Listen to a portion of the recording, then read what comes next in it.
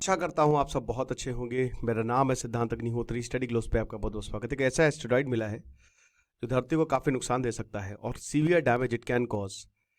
तो नासा ने ये वार्निंग दी है और एक नियर अर्थ एस्टेरॉइड जो बिल्कुल पास से गुजरेगा 2032 तक बताया गया है कि ये इम्पैक्ट को 22 दिसंबर 2032 को ये इम्पैक्ट करेगा। अब देखिए, इस नियर अर्थ एस्टेरॉइड का नाम है YR4। आपको पता है कि सूरज है, उसके बाद है मरकरी, फिर है वीनस, फिर धरती, फिर मार्स, फिर जुपिटर। अब मार्स और जुपिटर के बीच में एक एस्टेरॉइड बेल्ट है। एस्टेरॉइड क्या होते हैं, मैंने कई बार बताया कि वो होते जो प्लैनेट नहीं बन सके, तो ये आवारागर्दी जो करते रहते हैं। तो अब ये डेफिनेट ऑर्बिट में घूमते हैं और कई बार प्लैनेट्स इनको खींच लेते हैं, उनकी ग्रेविटेशन इनको खींच लेती है। तो अगर कोई बहुत पास से एस्टेरॉइड गुजरेगा धरती से, और ऐसे बताया जा रहा है कि हजारों ऐसे एस्टेरॉइड हैं जिनको नियर अर्थ एस्टेरॉइड, डायनासोर का खात्मा एस्टेरॉइड टकराया और हम मर गए। तो आप ये समझिए कि जो एस्टेरॉइड का एक भी एस्टेरॉइड टकराया ना तो हम गए। अब चांसेस हैं, ऐसा नहीं है, लेकिन याद रखिएगा कि चांसेस बहुत ही कम होते हैं। 1% से कम होते हैं आमतौर पे एस्टेरॉइड धरती पे टकरा जाएगा। देखिए, लाखों, कहा जाता है कि 10 लाख के करीब एस्टेरॉइड है और हर वक्त एस्टेरॉइड जो है वो डिस्कवर होते ही रहते हैं। लेकिन ये जो उल्का पिंड है, जितने भी उल्का पिंड है जो धरती के बगल से गुजरते हैं, उनका 1% से कम चांसेस होता है। YR4 का 1% से ज्यादा चांस है, यानी कि 99% चांस है कि एस्टेरॉइड टकराएगा नहीं। लेकिन याद रखिएगा कि अभी और ज्यादा ऑब्जर्वेशन हो रही है। 1% से ज्यादा चांस होना ये थोड़ा सा डराने वाला इसलिए है क्योंकि जितने भी एस्टेरॉइड है उनकी प्रोबेबिलिटी टकराने की 1% से ऊपर नहीं होती है। तो 2024 YR4 ये 27 दिसंबर 2024 में माइनर प्लैनेट सेंटर में पहली बार रिपोर्ट किया था। ठीक है ना। अब नासा ने ये जो अलर्ट सिस्टम है जो चिली में है, ये नासा ने ही बनाया है और यहीं से इसको डिस्कवर किया गया।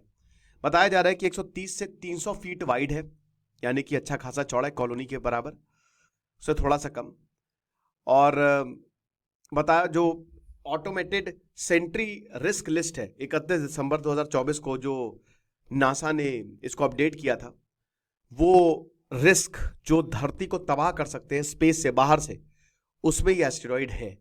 तो कोई भी नो नियर अर्थ एस्टेरॉइड जिसका नॉन जीरो प्रोबेबिलिटी है of impacting earth in the future, इसमें ये भी आ जाता है। आप समझ रहे हो? यानी कि हो सकता है वो कभी टकराए ना, हो सकता है ऐसे एस्टेरॉइड जो धरती पे कभी भी ना टकराए, लेकिन वो क्योंकि धरती के पास गुजर रहे हैं तो प्रोबेबिलिटी हमेशा बनी रहेगी। तो ये YR4 का आप देख सकते हैं दिसंबर 2032 में ये इतनी पास से गुजरेगा। अरे सर देखिए, ये किलोमीटर, सैकड़ों किलोमीटर का डिस्टेंस है, लेकिन ये धरती के लिए कुछ ज्यादा मायने नहीं रखता है। वहां चीजें अलग तरीके से चलती है स्पेस में, तो आप समझ सकते हो कि ये इंपैक्ट ला सकता है।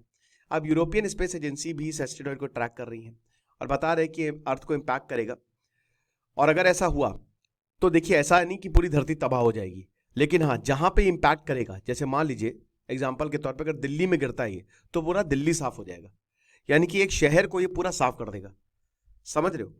तो एस्ट्रोनॉमर्स जो हैं वो अब देख रहे हैं, ऑब्जर्वेशन कर रहे हैं, टेलीस्कोप ही है उनके पास, और तो कुछ है नहीं। बाकी मैथमेटिकल डेटा है कि किस तरीके से साइज और ट्रेजेक्टरी को इसको देखें। तो YR4 जो है ये level 3 on the Torino impact hazard scale पे नापा है, यानी कि ये सबसे ऊपर होता है और बहुत ही क्लोज है। आप समझ रहे हो?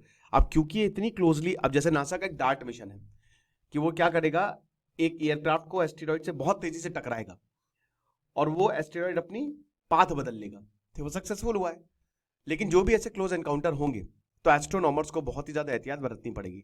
हमको ये समझना है, हमको ये याद रखना है कि भाई देखिए कि एस्टेरॉइड की अभी तो फिलहाल 0 है, लेकिन कितनी जल्दी ये 20-30% हो जाए ना, नहीं पता। एस्टेरॉइड अपनी मन के मालिक होते हैं, वो कभी भी, और जाहिर सी बात है कि धरती की भी जो फोर्सेज हैं वो कभी भी एंटर कर सकते हैं।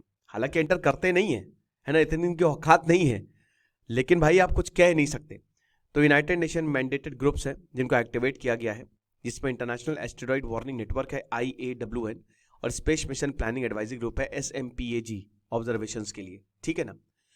तो एस्टेरॉइड जो है वो अभी तो धरती पे दिखेगा नहीं, अभी कुछ महीने बाद। तो इस समय जो एक यूरोपियन स्पेस एजेंसी है वो ऑब्जर्वेशन को कोऑर्डिनेट करेगी, उनके पास तगड़े टेलीस्कोप है।